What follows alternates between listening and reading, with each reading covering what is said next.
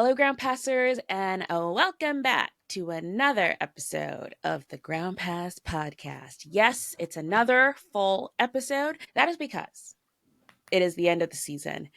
Things are starting to wrap up, and it's the end of year finals. It's Davis Cup. It's the last Masters of the season. So, Nick, we're going to be coming to our listeners a lot more regularly than we usually would. We might still have mini pods here and there, but I think we're just going to have a lot more Nick and Anastasia for you guys. So I hope you're excited and ready to go.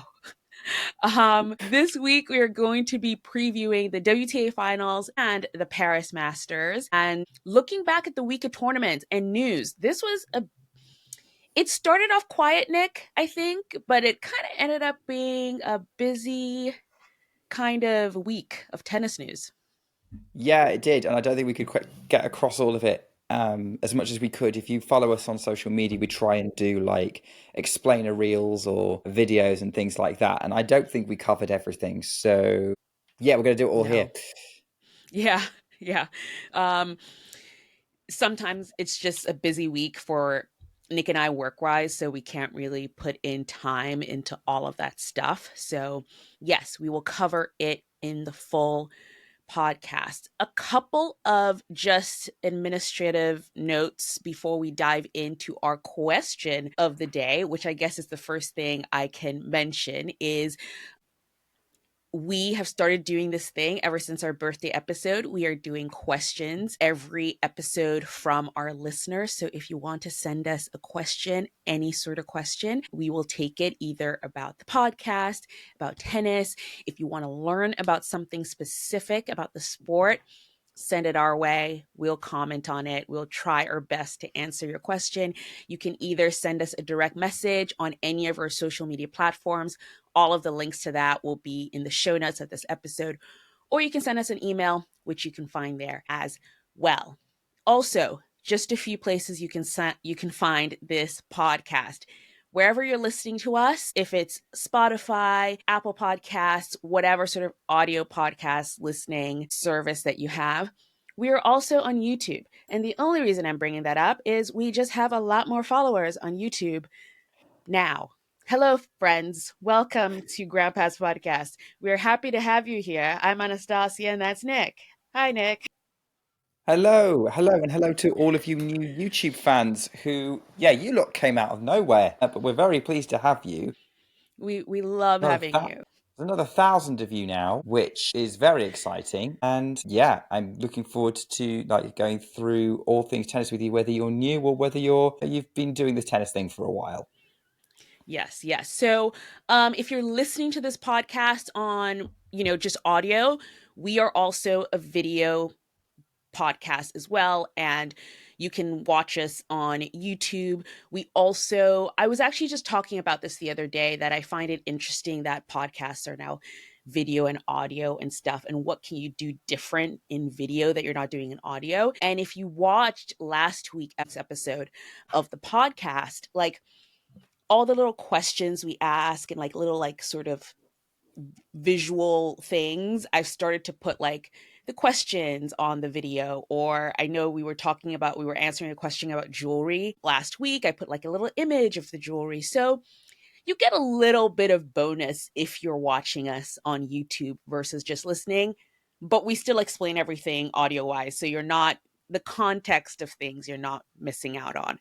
But yes, that is all sort of the administrative things. Question. Our audience question for today, Nick, is someone sent this also via Instagram, and I will put the question up because I'm interpreting it. The spelling was a little different, so I'm just going to put the question up the way they, wrote it. But what I'm getting from the question is tips from someone eager to start a tennis podcast or sports podcast of any sort as well. I think they specifically mentioned sports podcast. Sports podcast. I think this applies regardless of what sport you decide to cover. I would say you're kind of going, okay, well, how do I do it? The equipment to do a podcast is actually pretty affordable. Full disclosure, I record everything on a mic and a webcam that I bought for about $100 total, and I run everything off a Chromebook. So not sponsored by Google, sadly, but just wanted to put that out there. So the technology needed is actually not that complicated. What you need to kind of work out is what is going to make your podcast different.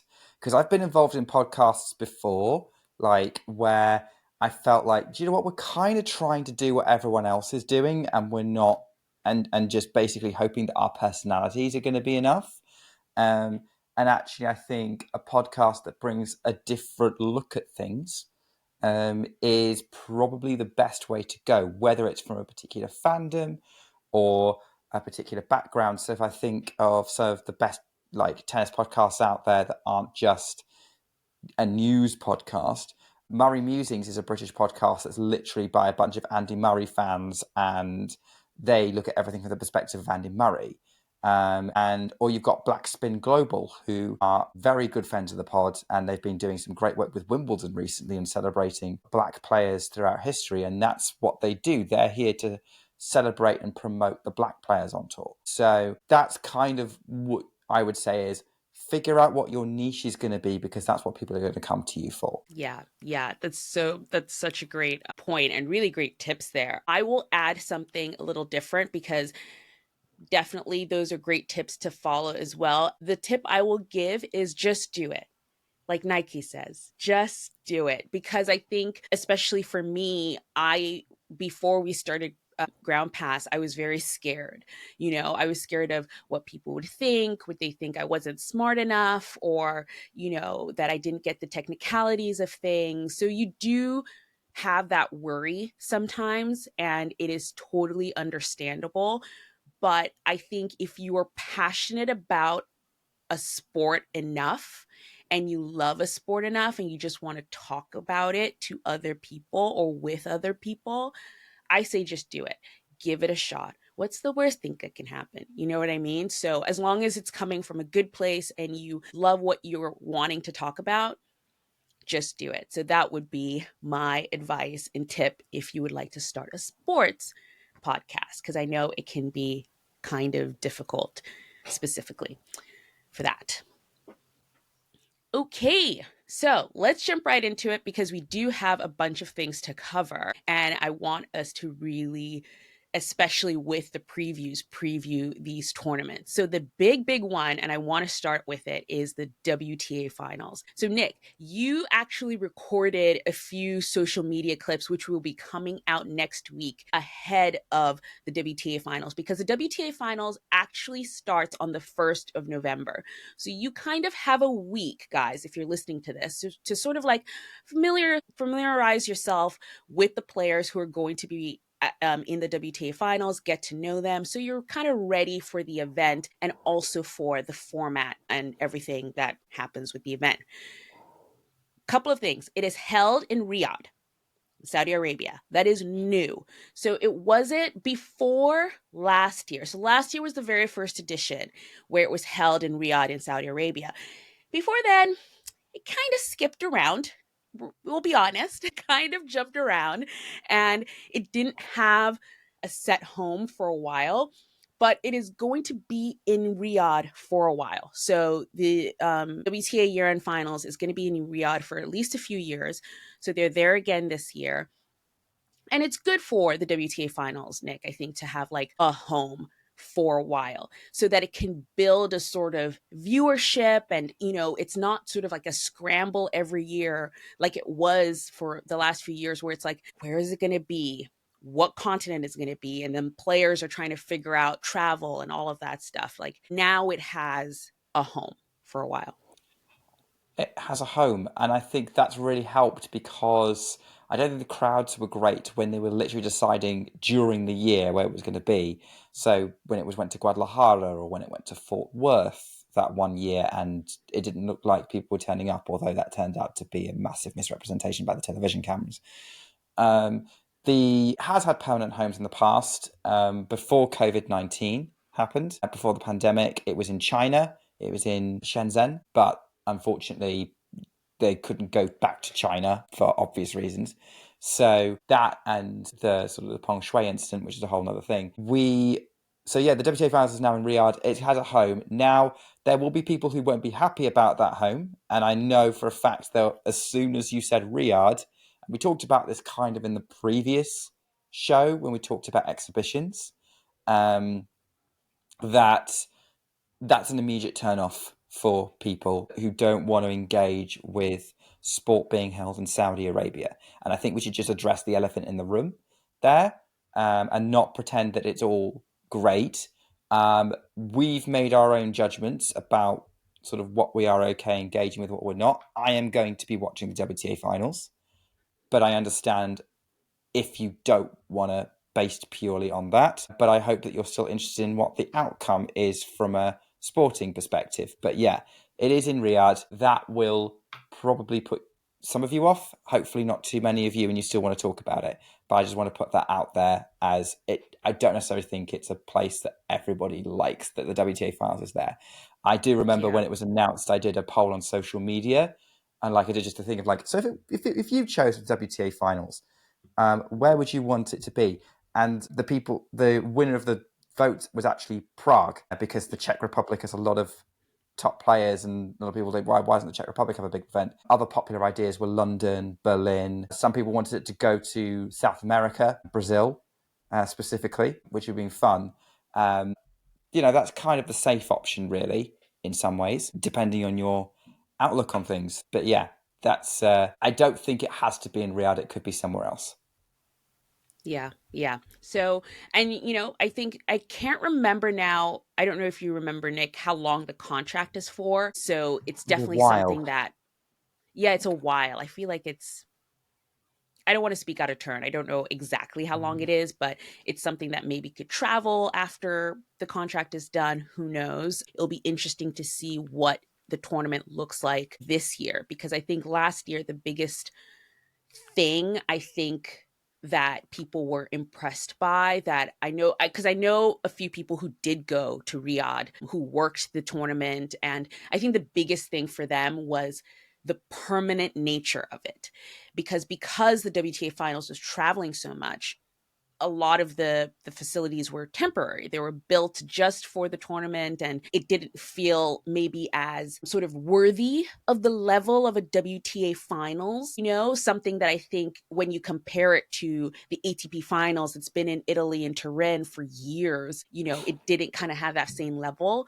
So I think a lot of people seeing it in Riyadh and having that sort of same prestige, that level where it's like it's in an actual stadium. They had the same lights, the sort of the visual of a high level tournament. I think that's what a lot of people liked from last year's tournament. So we'll see what it looks like this year. Um, Yeah. I got an answer. 2026 is the last year of the contract. So it's only a 3-year contract, actually. That's So next year. yeah, so I think they'll probably review. I would imagine Riyadh will on for a bunch of money to stay, considering there isn't space in the WTA calendar for another 1,000. Yeah, for here and now. So it's until 2026. It does look really good. I remember last year, like huge show. I don't remember there being huge crowds. Um, but this is something actually that is worth talking about in terms of like, you know, both the WTA fans and the ATP fans are fairly nomadic. They have medium term contracts. Like I think Turin's contract to host the ATP finals is up very soon. I think it might be this year. And I guess my question to you, Anastasia, would be: does location make a big difference in how willing you would be to travel to a finals event, ATP or WTA? I've been to the ATP finals, and that's because I was lucky enough to have it in the UK for like 10 years. So I went 3 times during that 10-year, more that 12-year period. And it was a really, really cool event. And I would love to go again. I would love to try the WTA finals, but would the location make a big difference if you ever wanted to give it a go? Yeah, I mean, if you're saying sort of, for example, if I had all the money in the world and all the Yeah. resources, would I go to the WTA finals no matter where it was in the world? That's a good question. I think I would go. Like I think I would go to Riyadh to check out the WTA finals, because for me, I think if the players are going, I would go. You know Mm. what I mean? Because if it's not for the players to go, then I think I would go and check it out, because I'm the sort of person who I don't know what the term is exactly, what like seeing is believing or whatever. It's like I want to see it for myself, you know what I mean? So it's definitely one of those things where if the players are going to Saudi Arabia, and I've listened to, especially when you hear players like Coco Gauff who are going to Saudi Arabia and speak very sort of like very smartly about it, I would definitely want to go there and check it out myself as well and see. So yeah, it's interesting. I didn't realize the contracts were literally up next year, so we'll see if they renew right away or what happens. But it'll be interesting. I think also it'll probably come from sort of the players' experiences as well. I guess I hope they would take that into consideration if the players have either liked it or not, or if they want to give,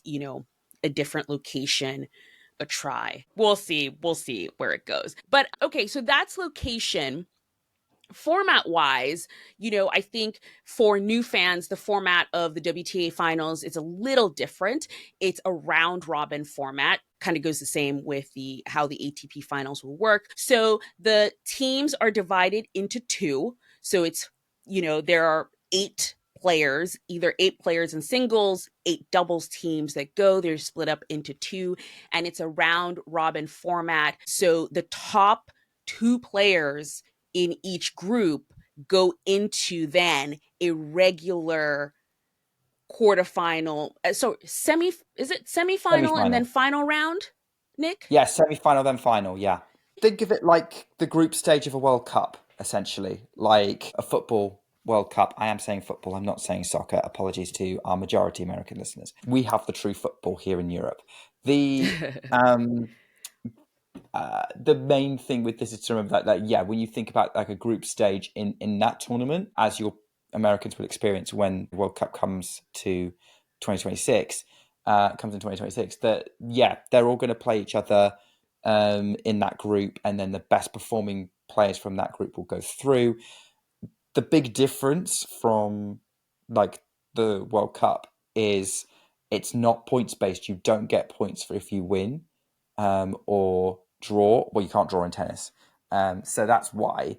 Um, so I think the main thing I love this format because you're guaranteed to see the same player. Like they're guaranteed 3 matches with these players, and Yeah. anyone could, in theory, be in with a shout of qualifying right up until the day before the semi-finals, which is really, really exciting. And they make sure of it by making sure because it's like most matches won. Then if it's kind of a tie, they'll go to most sets won. If that's a tie, or percentage sets won, and then if it's a tie, it's percentage games won.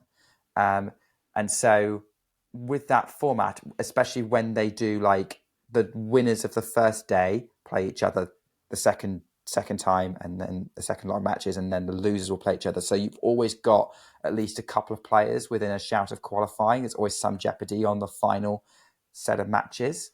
Yeah. So I love the format for that reason, that you're guaranteed to see these players for at least a week. You are guaranteed some good matches all the way through with like all these top 8 players clashing with each other. The only downside is you need the qualification scenarios explaining to you unless you are willing to follow this with some kind of spreadsheet. So you have to like keep an eye on the press releases to say, well, who's got a chance and who's not, or just follow us on social media because we'll probably put out some emergency updates to say this is how this person can qualify and this person can't. Yeah. But that's the only downside of it for me, is it's not necessarily obvious what the scenarios are for people to get to the semi-finals once you're in the tournament. Right, exactly. Especially when you get to that last day where you're sort of starting to do math and you're like, oh, tennis scoring is hard already. And now you're asking me to do math. Like, what's going on? Like typical, I think last year, didn't we have, it might have been the WTA finals or the ATP finals, we had one group that was literally like, so the winner of this match goes through to join this other person who's already qualified. And then you had this other group, which was like, so if this person gets this many games, then they're through. If this person beats this person, they're through. But if that one gets this many games, then they're going to come in second. And it was literally like any possible scenario you could think of for that group. So it Yeah. literally depends on how everything plays out. Yeah, it can definitely get a little crazy. Okay, so who has qualified? We did a video a while ago where, I think the top sort of 6 players, they were kind of solidified a long time ago, and then the last 2 spots were the ones that were being fought for. But on the singles side, we've got Arina Sabalenka, Iga Swiatek, Coco Gauff, Amanda Anisimova, Jessica Pegula, Madison Keys, Jasmine Paolini, and Elena Rybakina. We'll talk about Elena Rybakina in a second, but I just have to say, guys, we've got 4 Americans in the group of 8.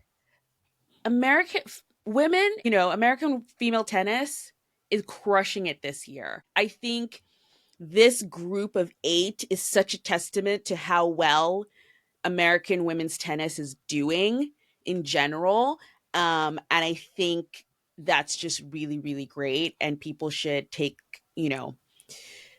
just take solace in that. We're doing super great. The guys should step it up a bit, and that's a topic for a different day.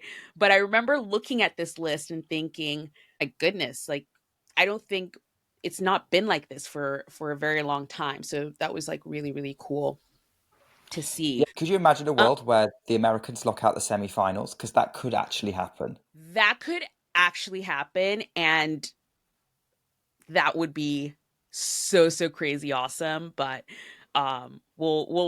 it's tough. Like, this group of 8 players is such a strong field of 8 players. It is actually kind of crazy. It's kind of crazy, this top 8. It's hard to tell who could be on top. I'm going to run through the doubles list, and then we're going to talk about sort of the last player to enter and what we think of the field. But the doubles teams that are in, we've got Arani Paulini, because obviously they win everything. Then we've got Townsend Siniakova, Dabrowski Routcliffe, Martins Kudamatova, Schneider Andreeva, Heishue and Ostapenko. We've got Babo Stefani, and then we've got Mohammed Shurs. So that is the 8 doubles teams that have qualified again. Again, stacked doubles teams. I think you're really missing out if you don't like watch the doubles. It's really great. And all of these teams this year have been at the latter stages of tournaments. So I think it would have been really easy for you to follow them throughout this sort of season. So definitely keep an eye on them. And if you want to like start following them next season, you really, really should. But let us start first with Elena Rybakina, because she got in, I mean, so last minute. She got in so last minute, Nick, but she was determined. She was so determined. They were shutting the flight gates, and she barged her way through. She pushed aside Mira Andreeva and just stampeded her way onto that plane to Riyadh. Um, so, yeah, I mean, this was literally the last week she could have qualified, and yeah, it was literally between her and Andreeva left. They're the only 2 players who could contend for the last spot. Andreeva held that last spot, but Rybakina needed only to win 2 tennis matches to get it, and she did. She made the semi-finals in Tokyo. Immediately withdrew after that. Immediately. Immediately, said right, a bit like Paolini pulling out of Tokyo at the beginning of the tournament because she qualified after Ningbo. But she was like, right, don't need to exhaust myself anymore. I'm going to keep myself as fresh as possible for Riyadh, get herself there. Here, Linda Noskova have a place in the final. Yeah, really good performance, especially since she was playing some people who have tripped her up this year, like Leylah Fernandez in DC and Victoria Mboko in Canada. Both having to save, like, she had match points against them in both those tournaments. She could have won them. And so she got a little bit of a revenge arc in that tournament, taking them out and getting her over the line into the top 8, which is great to see. Also kind of last minute, because I think in terms of Rybakina's results, her headlines have not been as impressive this season because she's not Yeah. won as big tournaments as everybody else, but she's been super consistent presence and around, and she's got a couple of decent wins, especially against Serena Sabalenka. So it's not a surprise, and it's kind of nice that half the field are Grand Slam champions as well at this point. Yeah, more than half, 5 out of the 8. Yeah, So that's yeah. exciting. Yeah, no. So it's just like it was an incredible last push. And like you said, the first half of her year was just, it wasn't great. She was dealing with a lot of personal issues. And I think it was just sort of a very topsy turvy season for her. But I watched, obviously, because she was making this push to try and make it to Riyadh. I watched a lot of her matches at the end of Ningbo and then into Tokyo. And if that Elena Rybakina, who played Katerina Alexandrova, shows up in Riyadh, she might surprise people. She might be sort of like the last one in and then the one who gets all the way to the end because she found her game. She's serving big again, and she just reminded me of the player who won Wimbledon. And it was nice to see that player again because she has been missed on tour. And I was actually weirdly very proud of her for making it to the finals because I think, and we can now bring, I think, Mira Andreeva into this because Mira Andreeva won 2 1,000 titles. Like she had that epic sort of like early start to the year, and she got, super deep in grand slams and just was really doing well this year. So it kind of is like, how is it possible that she hasn't made it to the year end finals? And it's, I think, just because Elena Rybakina was like, no, I want to go. I would rather go to the year end finals. And this also brings up a question because a lot of people online were asking, like, why didn't Mira Andreeva enter Tokyo? Try it, because I think if she had entered Tokyo, won a few matches, she would have gotten the points to, get to Riyadh. And Ellen Perez, who is a doubles player, jumped in online and I posted about this and commented about it that Mira Andreeva could not get a visa to get to Tokyo. She was given a wild card and had to turn down the wild card because she couldn't get a visa to get to Tokyo. This is a thing that some players have to deal with. Mira is a Russian national, and it is harder for Russian nationals to get visas to go to different countries because of the current war that's happening in Ukraine. We all know this. This is something that's happening in the world. But she's not the only one. It's something that a lot of players have to deal with. I remember a few months ago, Alex Ayala gave an interview where she talked about the fact that it is harder for her to get visas to go to certain countries, and she has to really plan ahead if she wants to go to certain tournaments. So it's a it's a topic that's not talked about a lot, I think, in tennis.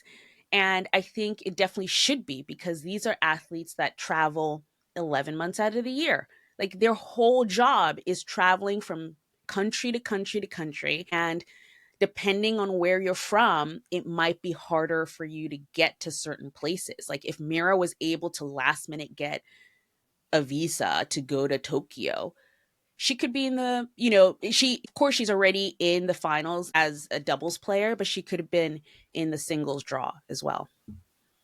Yeah, could have been. Might still be if someone pulls out. But so she's not wasting a train ticket. You can't get a train to Riyadh.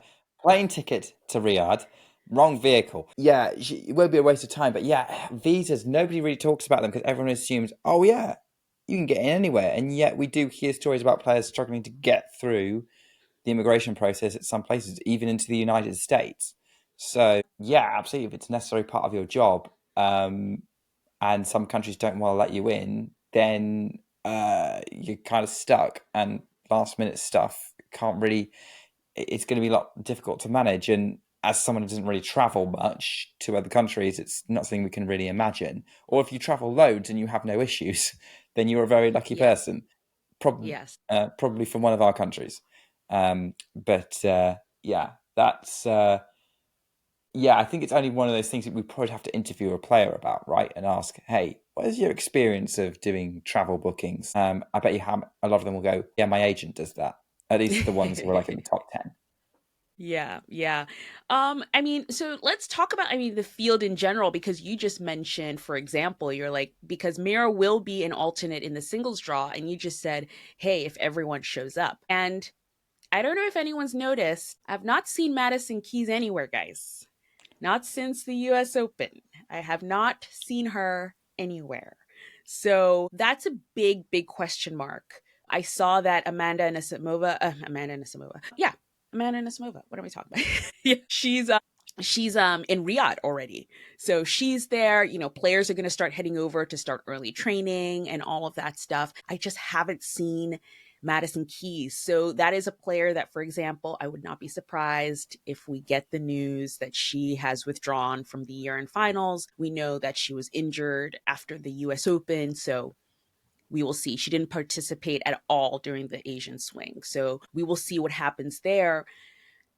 Otherwise, though, this field that we have in the doubles, well, we'll save it for the doubles, because maybe there are some favorites that we might say in the doubles, but in the singles, it is so hard to nail down favorites in the singles. It is stacked right now.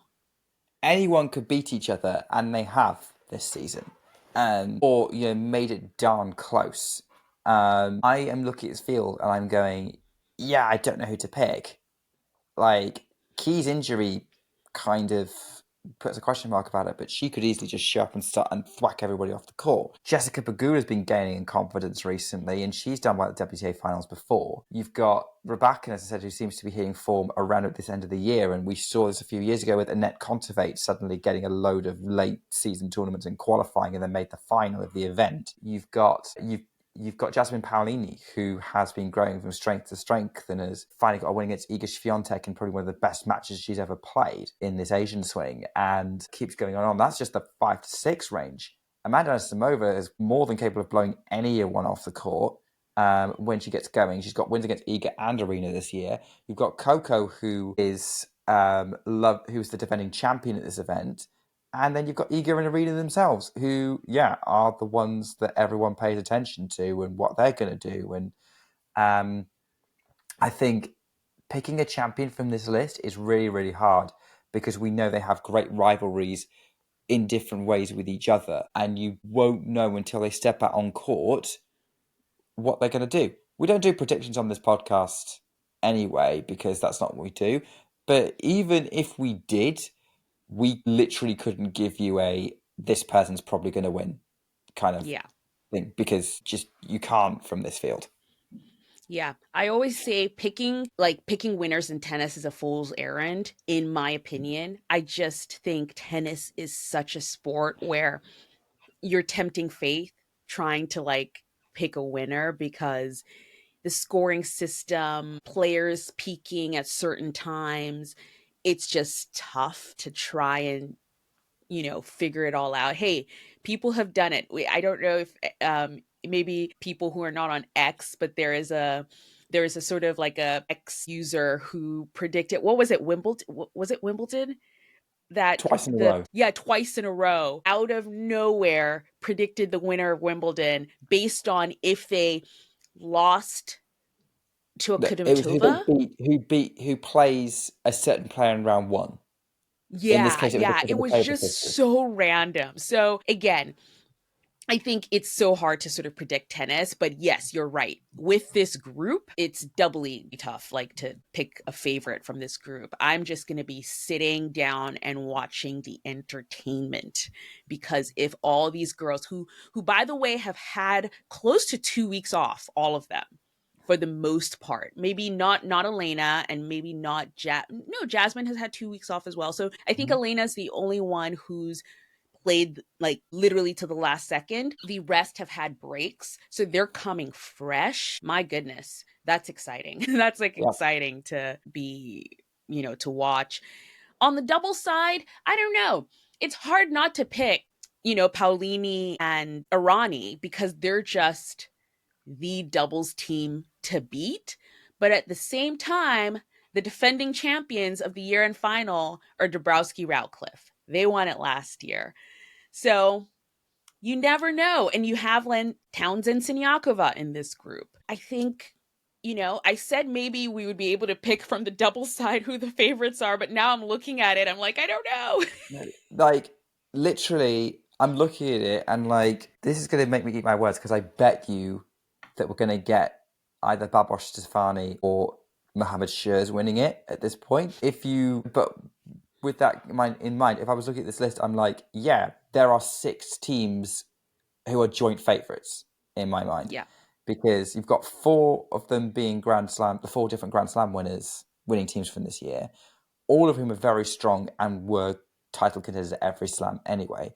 Plus Shane Ostapenko, who everyone's been making a fuss of all year, and Andreeva Schneider, who've been like the star young doubles team since that Olympics run that they had last year.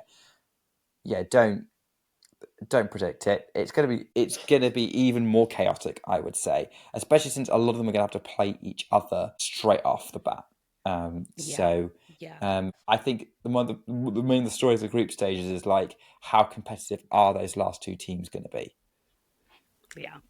I think this WTA Finals is, for me, one of the most exciting of recent times, and I can't wait for it to start. So we have some time.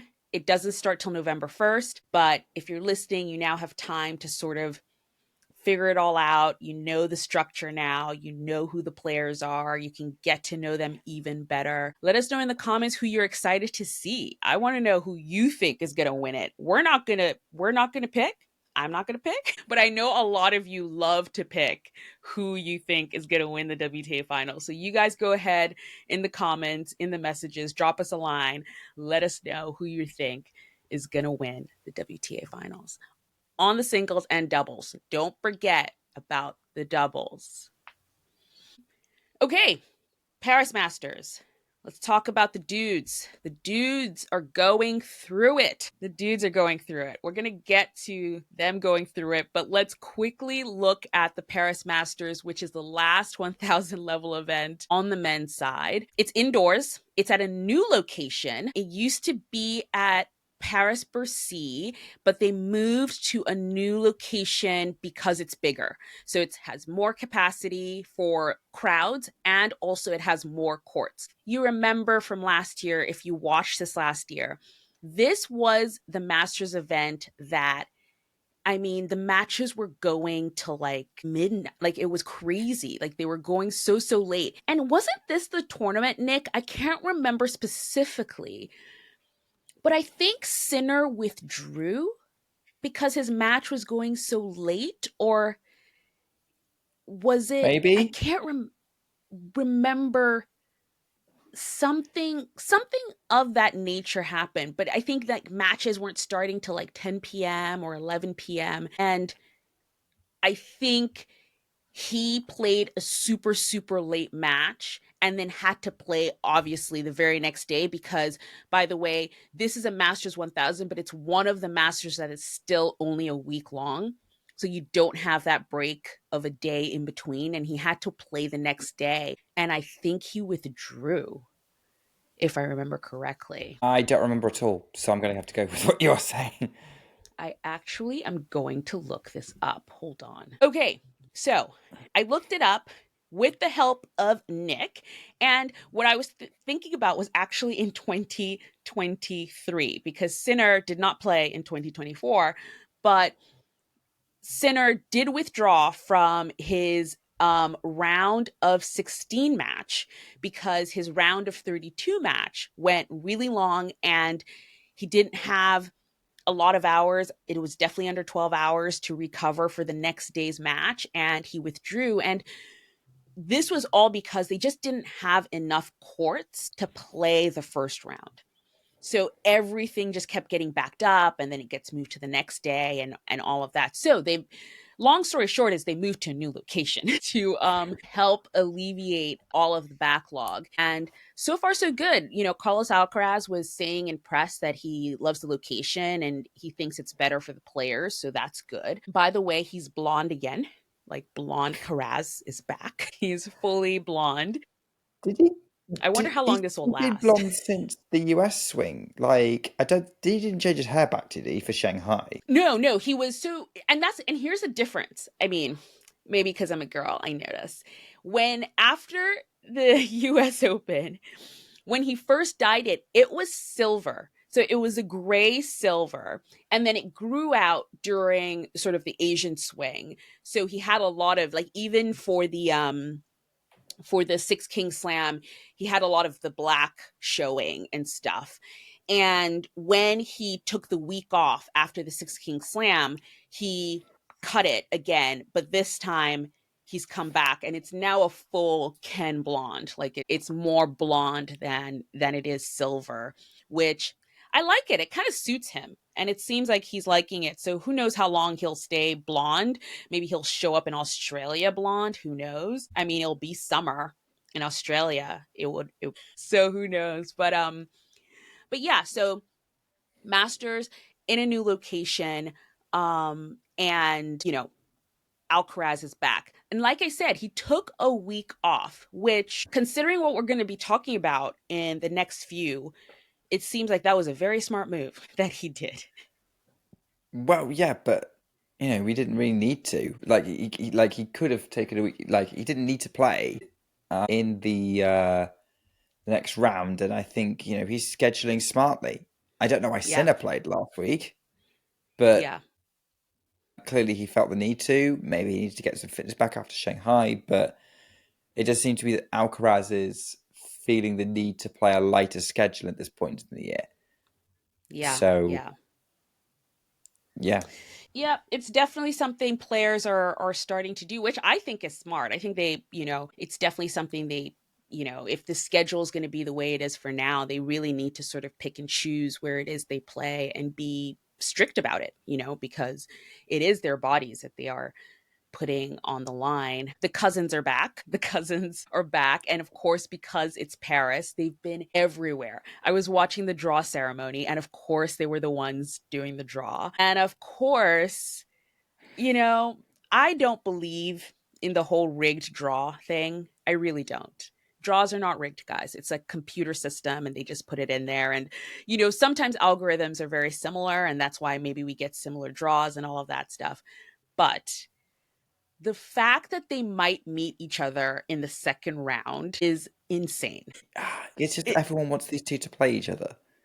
even the computers want them to play each other, because I think it's absolutely insane that not only do they fall in the same half of the draw, that they might play each other in the second round. And whoever wins will play probably Carlos in the third round, which I think is also crazy. Have you looked at the draw for the Paris Masters? I have looked at the matches. I haven't looked at where they are in the draw, if that makes any Mm, sense. So I've looked on yes. my scoring app, but I Yes. haven't looked. But it doesn't necessarily put it in draw order. So Mm-hmm. I know what first round matches are happening. I don't know who's going to play who next. Yeah. There's some pretty good ones to start. Kind of a couple of my favorites. Well, now that they've put the qualifiers in, Ethan Quinn, he qualified for the Paris Masters, which I thought was pretty cool. This time last year, he was here in the States, like playing challengers, and here he is qualifying for the Paris Masters, which I thought was super cool. But he plays Kachanov first round, which I Nice. thought, that's going to be very, very interesting. Tall, big servers. Like, I think indoors is both their things. I think that should be a fun match. And then Munar Medvedev, sit me down in a Yeah. corner with popcorn. Munar Medvedev, awesome. Well, yeah, that's definitely going to have upset a little bit all over it, given Munar's season. That's going to be a real fight between those two. That's going to be a lot of fun. I think that would be my pick as well for like the most interesting match. Do you remember when Karen Khachanov won the Paris Masters, Anastasia? Yes, he did. When was that? That wasn't last year, right? No. 2018. 2018, 18. he beat Novak in the final. I think it's probably the only time he's beaten Novak, but weirdly he played like a king in that tournament and Yeah. walked away with it. My pick is actually because I found this hilariously funny. because I have a cruel sense of humor, This is so Shapovalov against funny. Fonseca. Tell the Which, story. Tell the story. okay, so I think the best way to basically sum it up is Denis Shapovalov rage quit this week in Basel. And if you don't know what rage quit means, go play some video games. João Fonseca and Denis Shapovalov were playing in the quarterfinals, and I was actually watching this match because I thought it'd be an interesting match, and it was like they were really obviously they're both quite aggressive players. Um, and Shapovalov won the first set and then started double faulting on a regular basis at round about the same time as João Fonseca started really upping the ante and really ripping the forehand, we know he can do. And by the third set, Shapovalov was just getting so fed of being outplayed by Fonseca that he started complaining that Fonseca was like taking too long to be ready for the return, and that was putting him off. And I'm like, clearly that was that. I think it's going to take more than that for you to double fault as many times as you are, mate. And eventually, after going down a break in, I think it was like 3-1 or something like that in the third set, Shapovalov eventually shook hands with the umpire and said, "I'm done," and left a very bemused João Fonseca on the court. He might have been injured. I don't know. But for all intents and purposes, it did look like that Denis Shapovalov rage quit. So the fact that he's playing Fonseca in round one of Paris is just hilarious to me, because that just means he's got to go through this again. And he's really got to get his serve working. And I'm very interested to see how well that play out, particularly given he's going to be a couple of days fresher than Fonseca, because Yeah. Fonseca actually ends up doing quite well in Basel. But yeah, that's my pick for the lols. No, I think it's going to be everyone's pick for the lols. I think everyone should totally watch that one because, like, that's one of those, you know, tempting fate matches. Just, you rage quit and here the gods are testing you again. You will finish a match with João Fonseca. You You will. will finish a match with Joao Fonseca. What else happened? Oh, last thing for Paris Masters before we move on, Grigor Dimitrov is back. We are so happy he is back. He's back. He's in a draw. He's practicing on court, smiling. It's great. He's got a tough first round though, right? Like he's Yes. is it GMP? Is it GMP? Let me Yes, it is. look. Oh, it He's is. playing he's playing Giovanni and Petri Pericard in one of the evening sessions tomorrow. So which would be 6 o'clock my time, 7 o'clock Paris time, which would make it, because of the time zone change, because I time zone difference has just changed between me and Anastasia, 2 p.m. for Anastasia. Yeah. Yeah. That So, is a tough draw to start an indoor tournament with. I, you know what? I can't, at this point in the season, right? Like, he's been very sensible, obviously, making sure he's ready to go. If it was this late in the season and I just got better, I would not. If I had the ranking of Grigor Dimitrov, I wouldn't bother coming back at this point. Not unless I'm feeling really good about it going deep at this draw. Yeah. Yeah. I mean, I think again, it's funny, especially with these athletes. I think they just really miss competing. Like I think Mm. it's like a thing where they just miss being out there on the court. I just thought it was just nice to see him after, because it was just so devastating the way he ended Wimbledon. And Mm. I almost feel I would rather not that be the last image of Grigor Dimitrov in 2025, even if he loses tomorrow. That would be better than, that image of him at Wimbledon, which was just so devastating. So, yeah. Next up, let's run through quickly some tour news because there was some stuff happening. Arthur Fils is out for the season.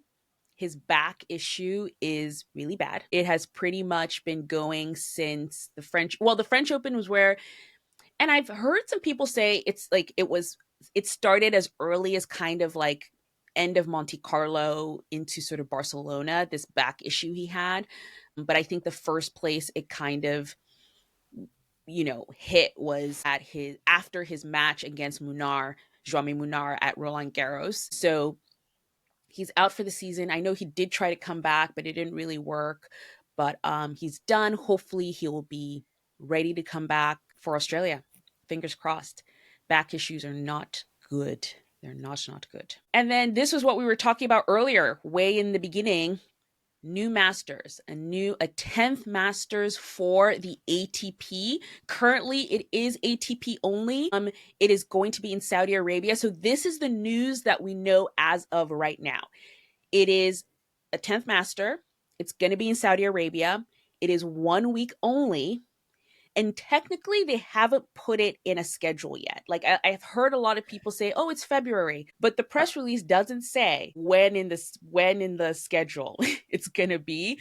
We just know that it's going to be in starting 2028 is when this new Masters is coming on the calendar.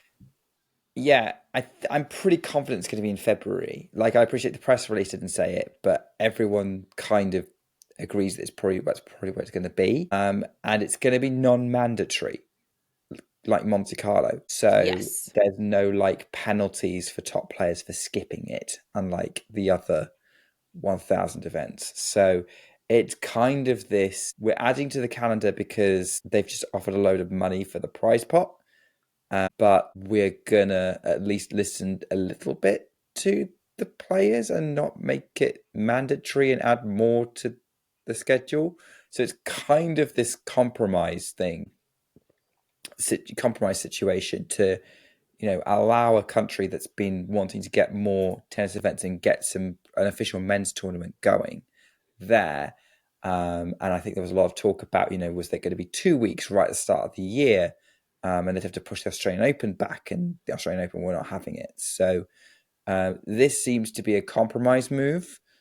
Probably the best way they could have done it. We'll have to see if it's in February, because I don't know when else on the calendar you're going to put it, to be honest. So, yeah, it is what it is. It starts in 2028, so we have a couple of years to get used to the idea. Yeah. Part of this, Masters as well is they have provided some money to the ATP that a lot of people have been discussing. I think, in fact, Zverev, I don't know how much of all this is official, because when you just see things posted online, I'm always like, no.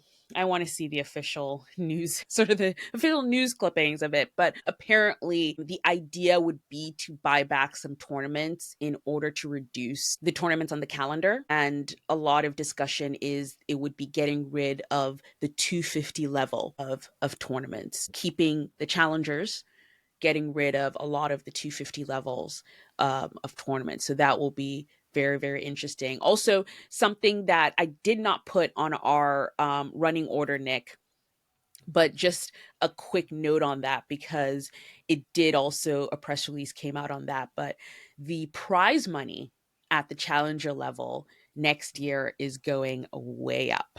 Apparently, the ATP announced 167% increase in challenger prize money, which is a lot of percentage increase.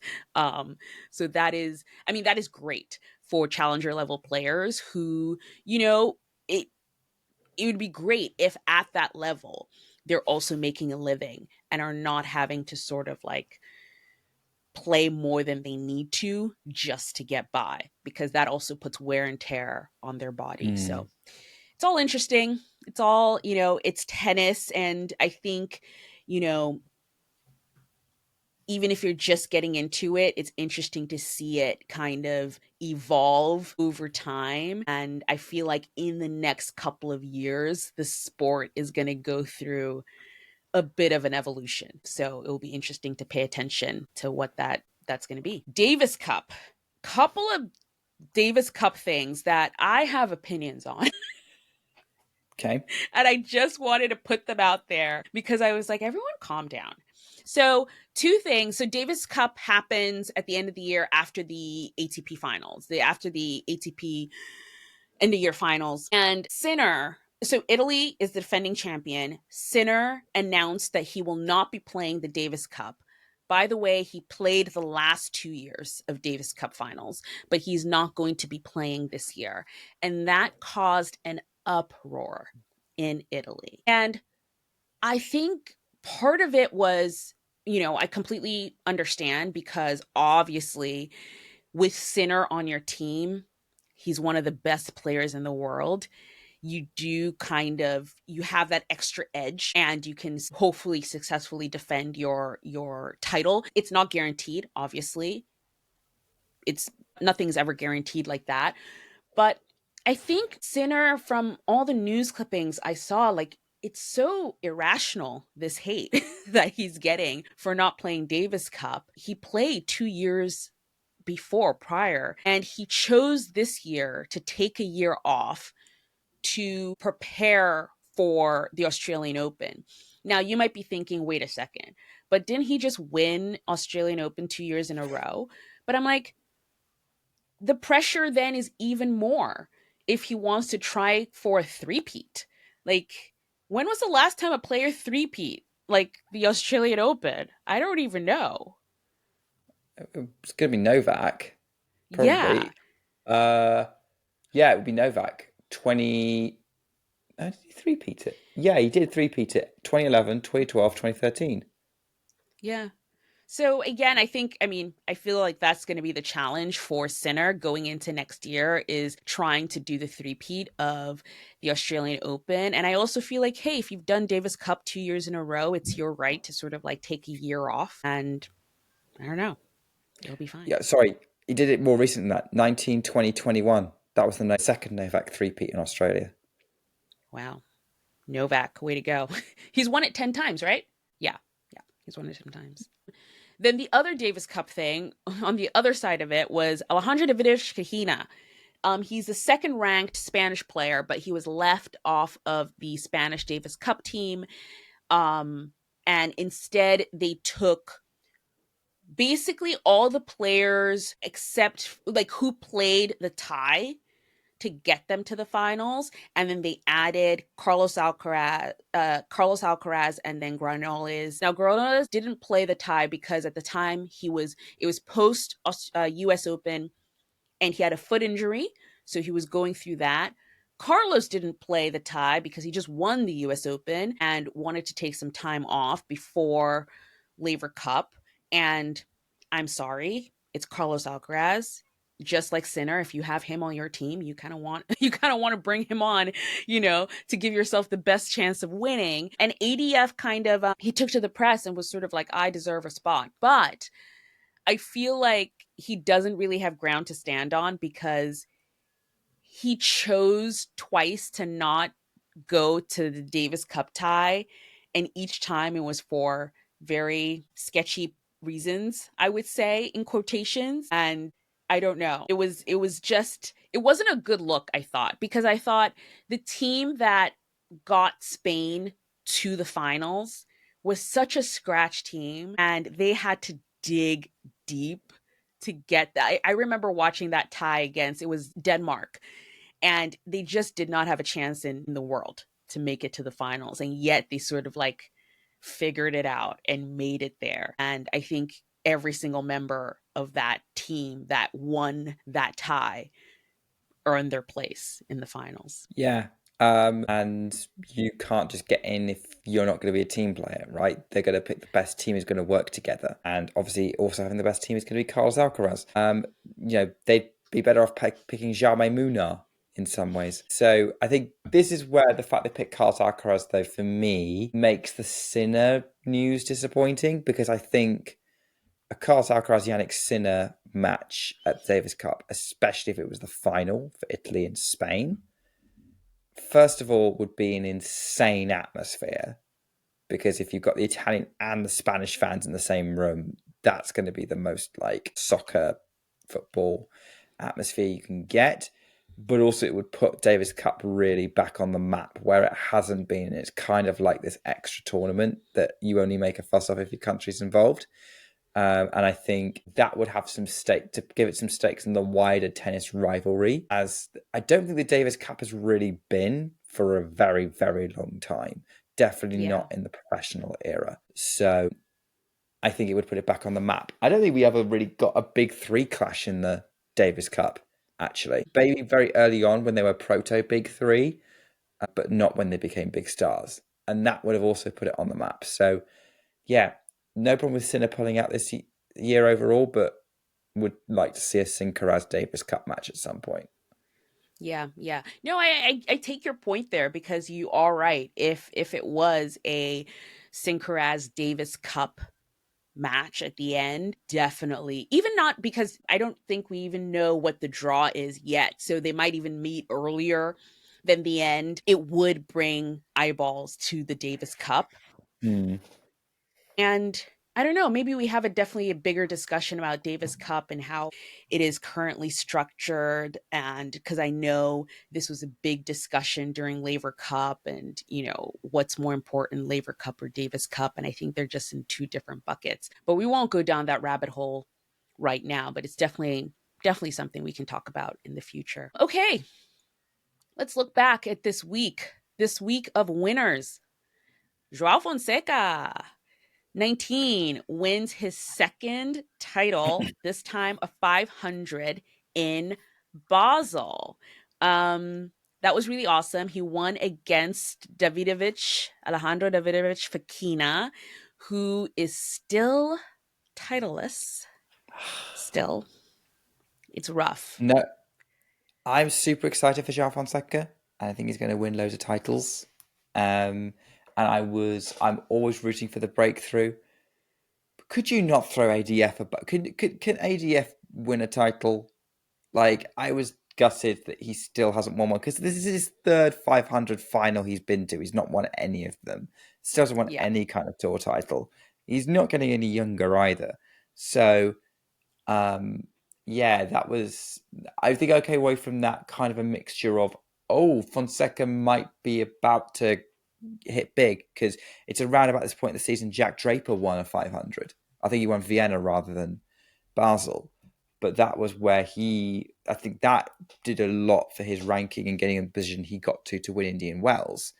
And so now it's time to really start getting excited about what Fonseca can do now. But at the same time, I'm like, but Davidovich Fekina and winning a title would be cool.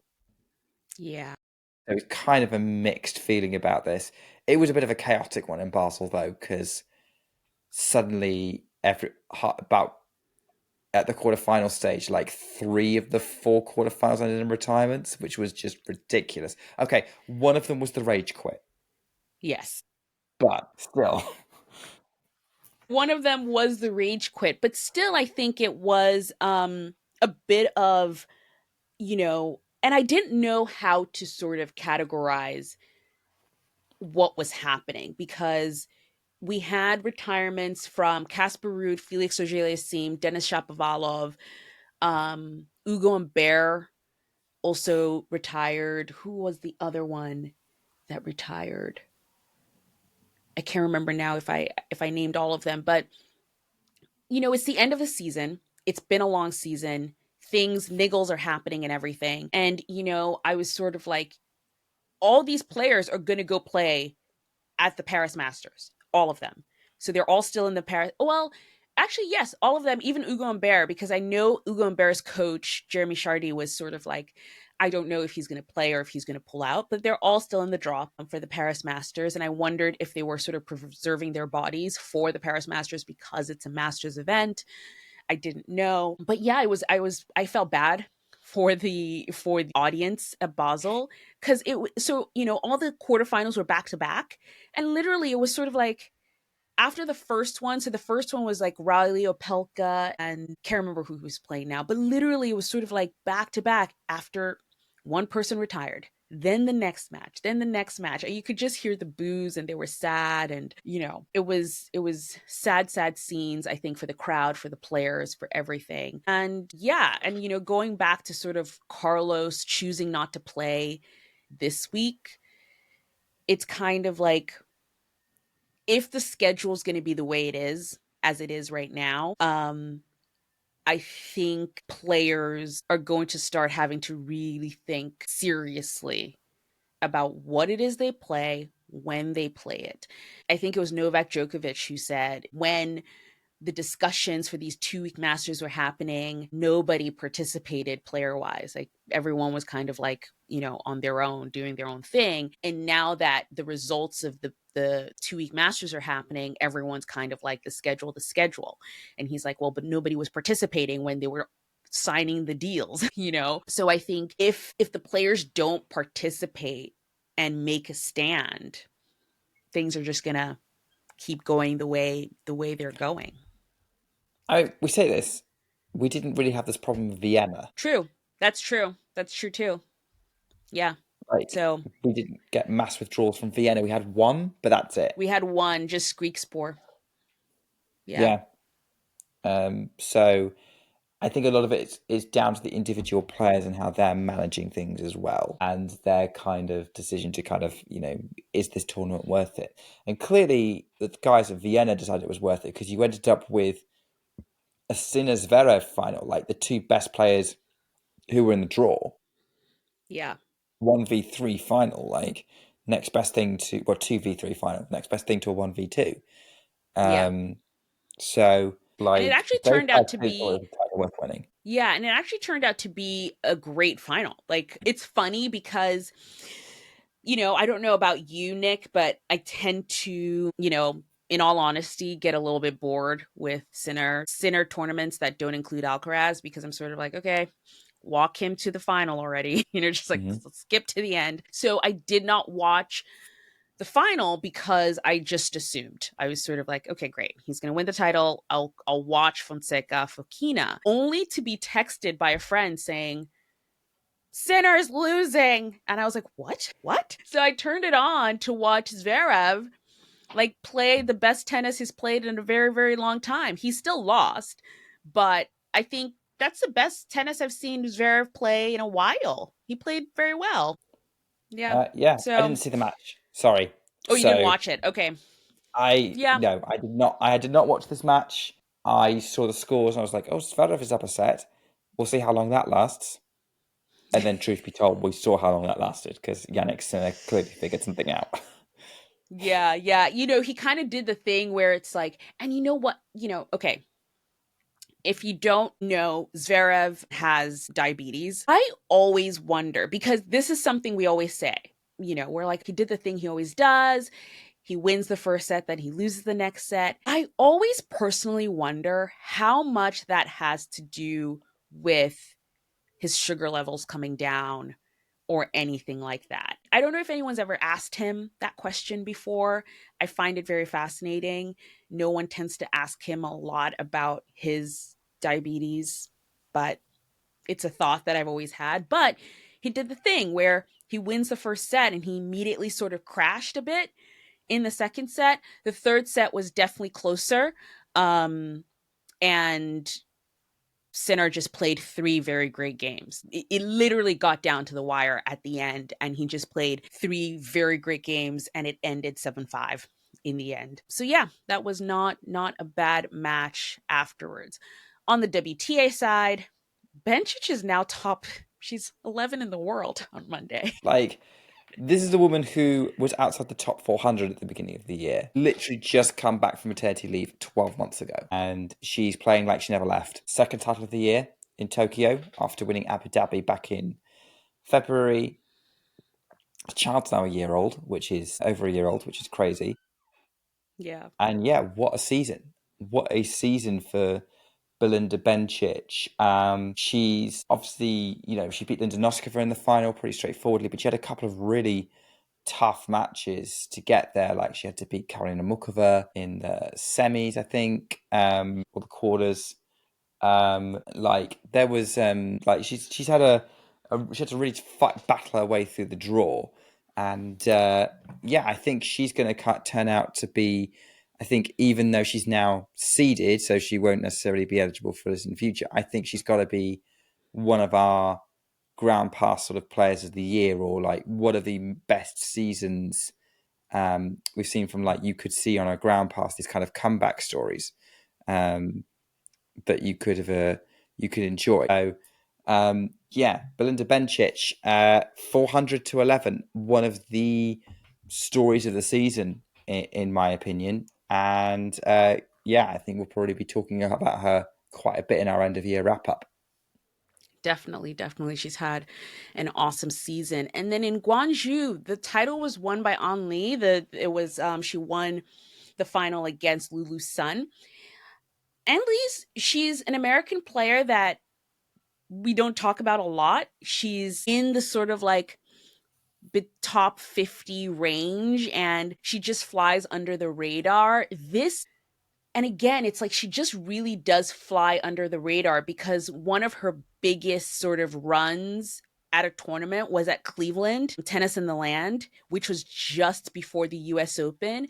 So everyone's focus was in, the mixed doubles championship and fan week and all of that. So you weren't really paying attention to that run specifically. But she wins the title here. I think she will be ranked either 40 or something close to that on Monday. And yeah, definitely someone worth seeing on a ground pass. Great win for her. Great sort of end to the season. Going into next year, I think she does head over. There is one more week of tournaments, and she will be heading over for the last week of the season, um, to maybe get herself into, trying to get herself into a seated position going into the Australian Open. So good on her. Mm. Good on her. Yeah, she's a name that I've seen on and off over the years since about 2021, and definitely a talented player who can cause some chaos in the mix. You're saying the tournaments that are happening next week. So we talked a lot about the Paris Masters on the men's side. That's the only one happening there. So the women's side, just say like as you say, there's a few more tournaments. There's an event happening in Chennai in India. There's Hong Kong, and then there's the last China tournament, which is Zhejiang. So a lot of players who are kind of outside the top eight, trying to uh, get their seasons finished on a high. So we'll see who kind of picks up the last few titles of the season. In terms of players, like I think that Hong Kong's the one with the big players in it, because you've got Bencic is probably might be playing that, depends how she feels like it. You've got Fernandez and Boko, Kenin, some of the kind of the stars of this Asian swing so far, taking part in that tournament. So that's what you have to look forward to in Hong Kong. The other tournaments are kind of like players you wouldn't ordinarily see seeded at pretty much any tournament are getting seeded, and that's really exciting for them to have a shot and get themselves some big points towards their rankings. So those ones in Chennai and Shenzhen, I don't know how to pronounce that one. I'm sorry. Are probably going to be a little bit more open, a bit more exciting, and some names to celebrate coming out of it. But yeah, if you want to know who's playing where, if you want the names, go watch Hong Kong. Yeah, I definitely, super excited for Hong Kong. It's funny, someone we follow on Threads posted a photo that came out of Hong Kong. It was a photo from the players' party, and it was of Alex Ayala, Maya Joint, Victoria Mumboku, and Leila Fernandez, and they all took a selfie together at the party. And I just captioned it, "It's the future." And that is the future of the WTA. So if you want to watch the future of the WTA, go watch Hong Kong. Um okay, friends. Well, that has been this week of Ground Pass. We will be back next week again. Next week, we're going to sort of be in the WTA Finals. The WTA Finals are starting on Saturday, so we'll be sort of like a few matches in. We will talk about that. And of course, the Paris Masters will be over, so we'll catch up on who the winner is and how the tournament went and all of that stuff, including the ATP finals, which we didn't really talk about in terms of the race and who's qualified. Right now, the only people who've qualified are Carlos Alcaraz, Yannick Sinner, Novak Djokovic, who we don't even know if he's going, and Alexander Zverev. So stay tuned to our social media. We'll have videos on that of who's in contention this week in Paris to go to the Year Finals on the men's side. And yeah, we'll catch up on all of the other stuff next week. Thank you for joining us. Thank you for listening. Wherever you're listening, please consider rating us. It does help with people finding our podcast. If you're listening to this on YouTube, welcome, all of you. And please remember to like and subscribe. Thank you for joining us, and we will see you again next week. Bye, guys.